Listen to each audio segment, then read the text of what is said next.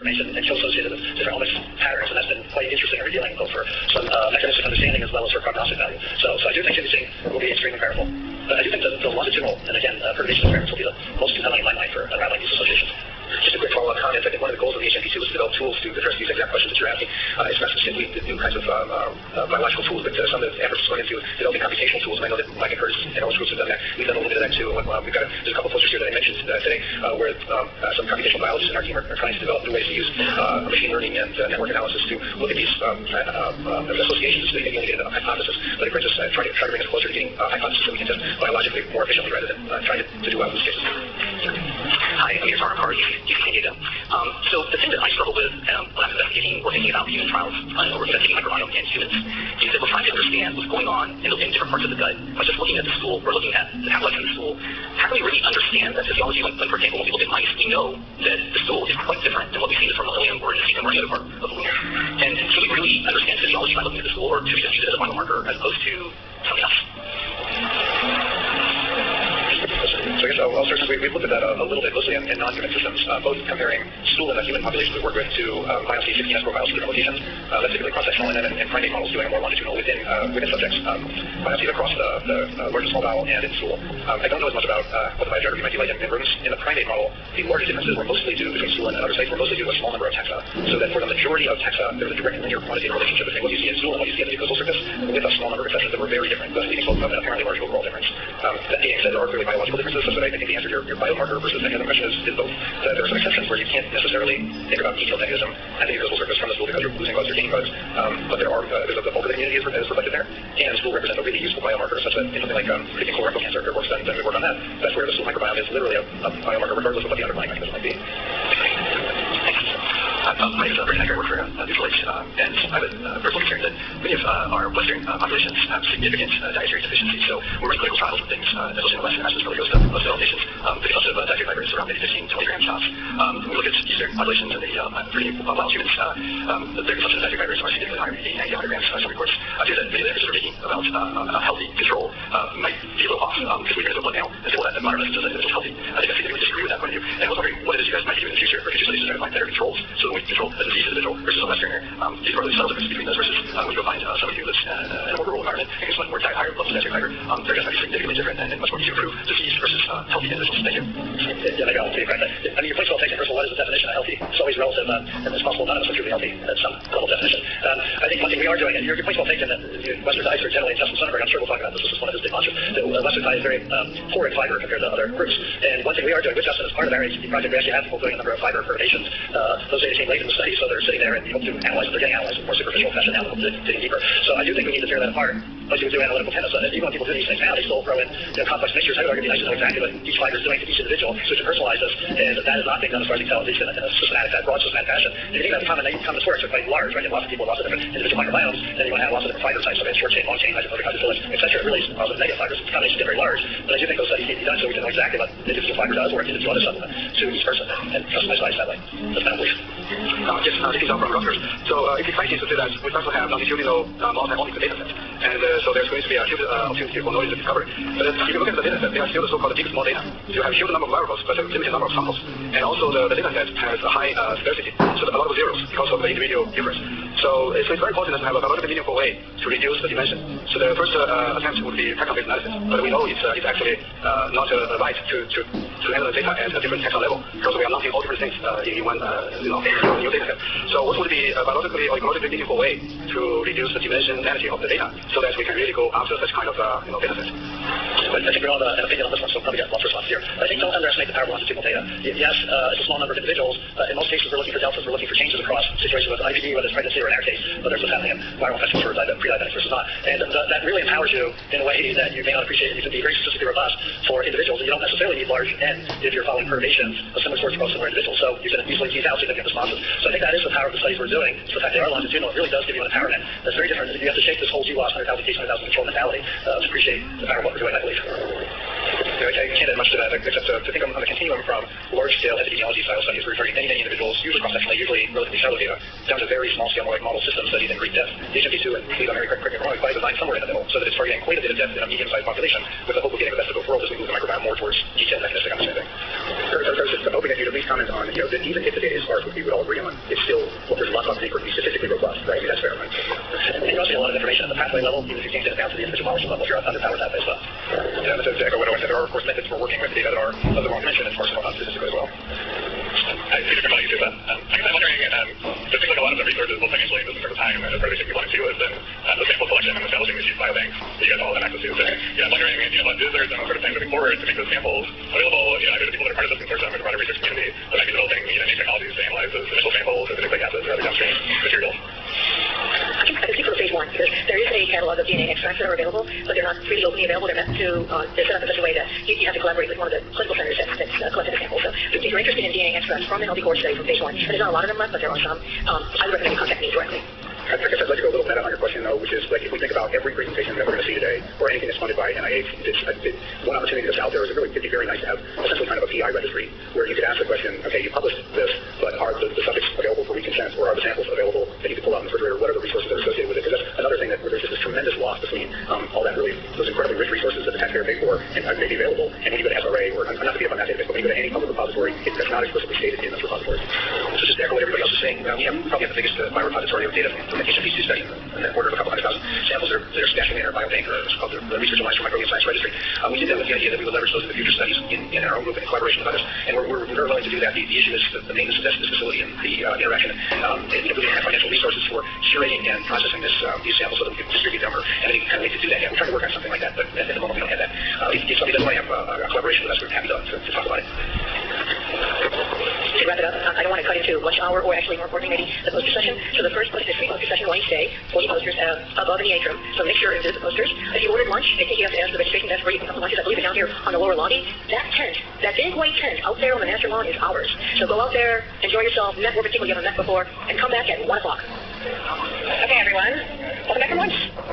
I like to be right on time, so we're already 3 minutes late. I'm causing me stress. I wonder what that's doing to my microbiome. Okay, so this session is, sorry, I should introduce myself. My name is Lisa Chadwick, and I'm a program director at the National Institute of Environmental Health Sciences, where we are interested in how the microbiome interacts with environmental chemicals. So if you would like to be interested in that too, feel free to find me at this meeting and talk to me about it. So in this session, we're going to be talking about the tools, technologies, and approaches for microbiome research that go beyond sequencing and try to identify what are the big needs, gaps, and challenges in that area. So we'll have a session just like we had the last one, where we'll have 4 talks right in a row, although we're going to have one talk, one sort of mega tag team talk, and then another talk, and then we'll have a joint Q&A session at the end. Our first talk is from Katie Pollard from University of California, San Francisco, and you can come up here, your slides should show up. Working, do we not? Okay. Great. Hi everybody, welcome back to lunch. I wanted to start by putting up a picture that represents what I think a lot of the work on microbiome science has been to date, especially any science related to the human microbiome and hopeful translational work, which would be you have patients and symptoms, you gather some biomolecules, and we count up the percentage of sequences that come from each microbe or from each gene, make these stacked bar plots or pie charts, and then try to associate that with what's going on with the patient. And we know many interesting associations are detected. What I'm interested in is moving beyond these associations towards mechanism and trying to understand what's going on at a genetics level in the microbes that would be explaining those associations, and what associations might be missing with these stacked bar charts and pie charts. The reason I'm worried about this is that even if we can characterize microbes at the level of individual species, we know that different examples of that species, different populations of cells, have different genes. And this touches on what Howard spoke about in the keynote about what is a species anyway. We're interested in the same question, and we know, all of us, from looking at genome sequences, that the gene content differences different across different strains of the same species. And my lab developed a tool to quantify that using shotgun metagenomics data. So we took 2 people from a variety of studies that were available in the public domain, and we asked for the sequences that represent a given species that are shared between the 2 of them, what percentage of genes are they sharing. And here's an overview of the results. So the horizontal axis is what percentage of genes are shared across people, so each dot is a pair of people, and they're organized by the different species. And you can see that there's a lot of variation, with some species having only maybe 10% gene content difference, but some of them having up to 40, 45, even 50% of their genes different between 2 people who harbor the exact same species. And for people with the gene is for a higher economic level, that's even more true. And we then looked to see whether the gene content is organized according to where people were from, and the answer is it depends on the bug. So for some bugs, there are these huge differences between gene content that has nothing to do with where someone's from, but basically the star phylogeny and the different strains get everywhere. In Howard's talking about the question about, we got into talking about dispersal limitations and whether there's barriers to gene flow. For some species, there seem not to be, whereas for others, like Urachala that I'm showing here, there's a lot of structure with plates of based on either the nucleotide differences in their genome or in their gene content, really organizing by continent. However, but with some sharing of these 2 clades here between North America and Europe. The other reason that I'm worried about getting down to a genetic level rather than a taxonomic or a gene level description of the microbiome is that even when you have the same species in two people and you look at genes in the core genome that are shared, so they have the same species and the species has the same gene, those genes harbor genetic mutations, some of them that make functional differences in what that gene is doing.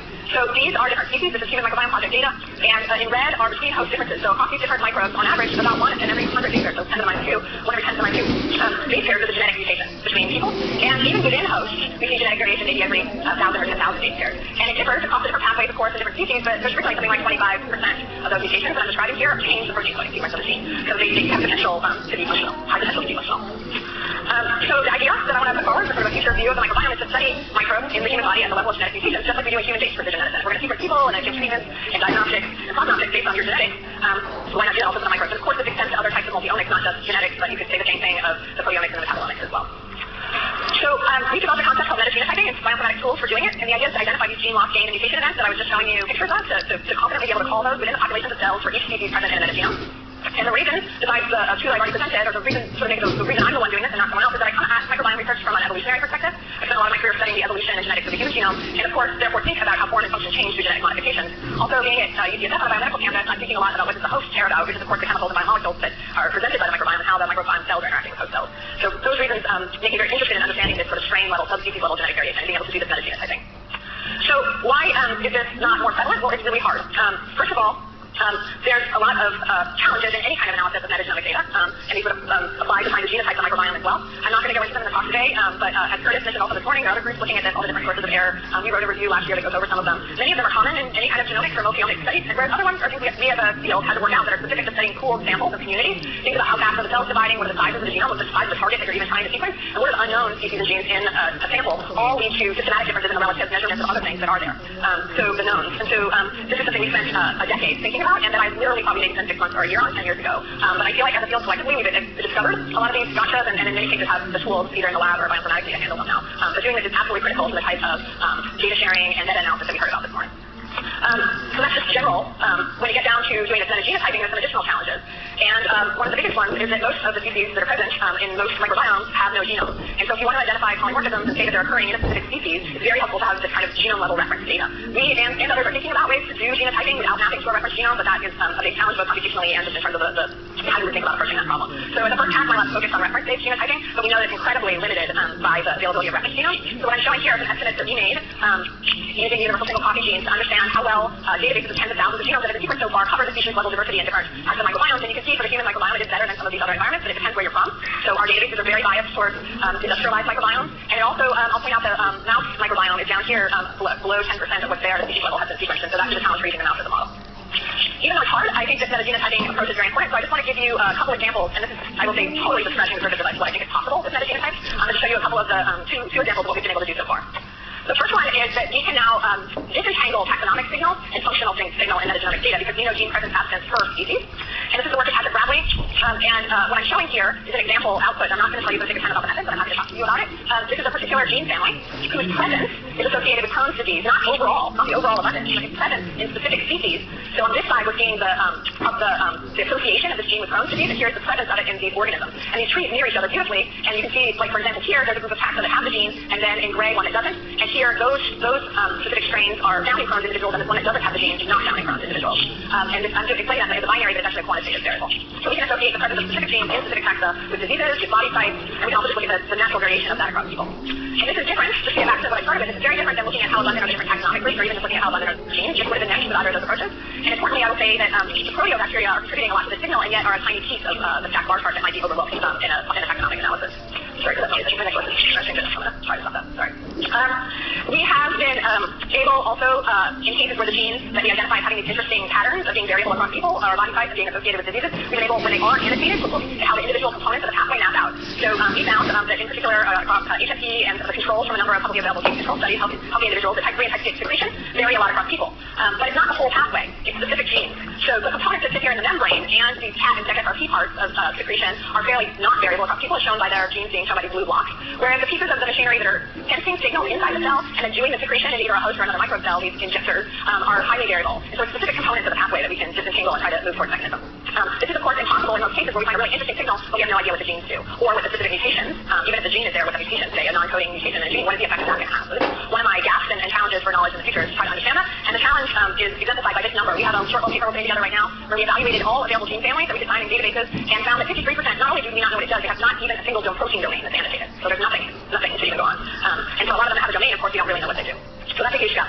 The last thing I want to say is that even without knowing the gene too, we can use this genetic variation for tracking strains, and this will be very useful in a number of settings, including clinical settings. Here we reanalyzed publicly available data on the infant microbiome from Buckhead et al. And we and they showed that the infant's taxonomic composition starts to look more and more like the mom over the course of the first year of life. However, we swapped the kids just on the computer and matched them to a mom that wasn't their mom, and they also start to look more like that person over the course of the first year of life in terms of taxonomic composition, reflecting just the general maturity of the microbiome, not what's inferred by us and many other people from this that there was direct transfer of the microbes. So to test that, we went and we found genetic mutations in specific microbes in the mom that were not found in any other mother in the study, not in the HMP, not in any public database. So they're private mutations, and we tracked the per strain to see whether when the infant acquires the same species that the mom has, is it the same strain or not. And there are some direct transmissions, especially at birth, but the overall signal is the exact opposite, that over the course of the first year of life, the infant is mostly getting strains from somewhere other than the mom's stool. So to wrap up, we quantified massive diversity at the genetic level. There's some vertical transmission, but not a lot. And what I wanted to go on towards if we're going to achieve this microbiome precision medicine is one other, just to conclude one other technological gap. And this echoes a little bit of what was said this morning, but I want to make a specific pitch for reference data in the cloud. So not just microbiome samples in the cloud, but really good curated reference data. Not just sitting in the cloud for someone to download and not necessarily working with the same version as someone else and not being able to necessarily handle the size of that data on their own computer, but sitting there with high-speed compute that you can spin up, and lots of users can now be looking at the same data and running analyses in the cloud and creating annotations, especially through multi-omic studies to get at function, curation of that data, and then adding curation back up into the cloud for other people to see. So this is right now a little bit of a pipe dream, but we heard great steps in that direction from Owen and others this morning, and I think this is something that NIH could really tackle, and I want to make a pitch for it today. So thanks a lot. Here are the folks who did the work, and we'll take questions at the end of the meeting. Okay, so thank you for that talk. So the next talk is going to be a two-person show by Rob Knight from UCSD. Is your slide?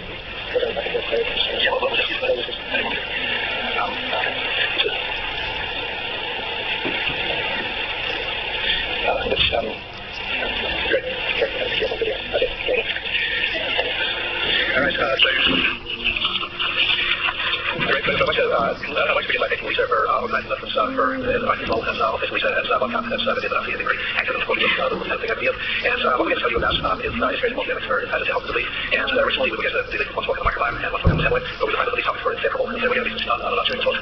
So what's the very rest of the fields, and they're really changing what we think is human. I'd like you to take a minute to consider what you saw when you listened to her this morning.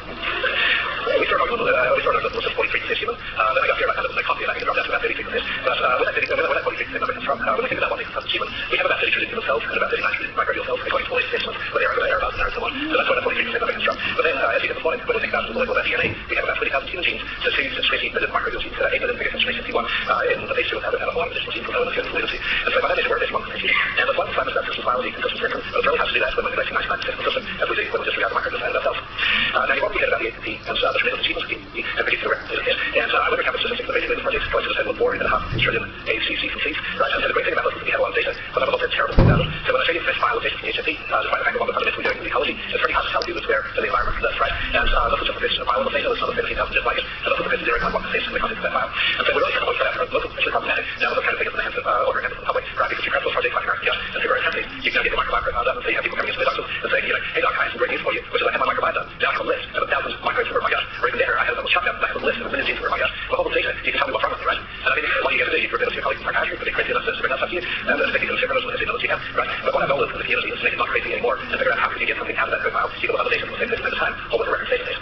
So you have to that time before, with my time, idea back, that was my lab develops the HMP data, you take all the sequences together much more separable time. And so once you've done those times, each point represents all the complexity of the microbiome, as read out by DNA, typically with 16 but you can use things like epigenetics, or transcriptomics, or even just the as well. And when we cover all that data, according to the main variable that affects variation in the samples, you can see immediately that the main thing going on in the HMP samples is different parts of the body that are very different from one another. But how it's different, you see they're using the nerve and the gut, or totally different regions of the plant, or they have different customers. So the really only way to see that microbiome projects when you take the samples from the activity, but we have to how profoundly different from the human body where, because the theory of what we do is we go out on the look at what's important from the and just the systems over each other from the other one. And if you think about the amount of things like coral reef, what companies mineralized structures, some of the biotopes that parts of that, the amazing fact is the amount of the stuff from the gut of the microbiome and the water memories from the dish to the pairing, so they're essentially non-neglected communities.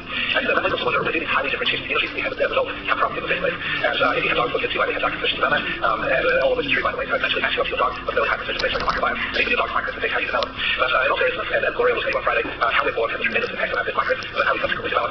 So I'm not going to show you that, but I will show you the value of longitudinal data. So this is what we did with replay, looking at the development of the gut microbiome and the one child over the first 2.5 years of life. And you can see on the fish in the fecal sample looks nothing like a healthy adult gut sample. So it's under the vaginal region of the pond, which would actually affect the child's delivery weight. What I'm going to do is I'm going to have the point one to the next, so you can see the 2.5 half yield development, what makes it difficult. The patient worker wants to have yield, that's a different soil train. The body is a fecal sample out of the diaper, but it's quite common to probably have a flush. So anyway, I get the sample here, and what you can see is sometimes there's tremendous variation 1 week to the next, sometimes there's just a little variation. And sometimes the distance traveled in 1 week is greater than the difference between any fecal adult sample and the ACMP. So if you think a child would have different distance 1 week to the next, that can literally be true. It's simply the microbiome, where most of the things are in this way.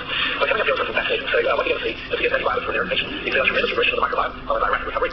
That was pretty fast, and that's going to rewind it for you again. What you're going to see is upon administration of oral amoxicillin, we see a tremendous revision of the microbiome and doing multiple normal development. Followed by well for the rapid rebound again in just a few weeks. And then by the time you see the half yield, you can see this is basically in a healthy region of the bottom. So what we're trying to figure out is, and again, everything you're seeing here is just taxonomy, but just the name thing. What we're trying to figure out is why some people resilient and other people very fragile to the kind of microbiome change. So we started to address this in trying to determine the chemistry associated with your microbiota. And we started to address this by answering a very fundamental question. What kind of molecules does your microbiota produce that then can control proliferation and colonization of a variety of different pathogens? And so the first thing that we did is we made everybody work out in the lab, and then we had them isolate, basically use swabs to isolate different microbes from them. And if you were to do this exercise on yourself, what you will get is you get organisms that look like this. It's just absolutely beautiful. But basically, anybody will be able to see these kind of microbes that even play football, as it looks like. Really unusual features, color red, and so on. But we then take these microbes and we can co-culture them with pathogens, and we develop something called microbial imaging mass spectrometry that allows us to actually look at the chemistry associated with these microbes directly from petri dishes. And so what you will see here is that this bacillus that came from a total from one of the individuals that we sampled from, that it produces a red molecule, there's a gradient of the molecule, but then you start to see these blue molecules. These are delta toxins, phenol-soluble molecules in staph aureus that produce by staph aureus. And these are pure factors that allow staph aureus in very healthy individuals. And so based on this image, what we proposed was that if this red molecule is present on the skin, maybe it suppresses the production of these virulent factors, maybe you get a decreased ability for staph aureus to colonize these skin environments. And that's a sensible hypothesis. And so we isolated these particular molecules, we then add staph aureus to it, and we simply asked the question, how many colony-forming units of staph aureus can you isolate from this? And what you'll see is that upon treatment with this particular molecule, you see about a 75% reduction of colony-forming units that you can observe with staph aureus. And so that supports the hypothesis you can have organisms that live on these, that they produce molecules that can control at least the colonization and proliferation of pathogens. But we actually pushed this a little bit further and we wanted to see if these kind of organisms that produce these kind of molecules, what impact that have on health and disease. And that ended up being published in this paper with Rich Geller and Preston Stengler.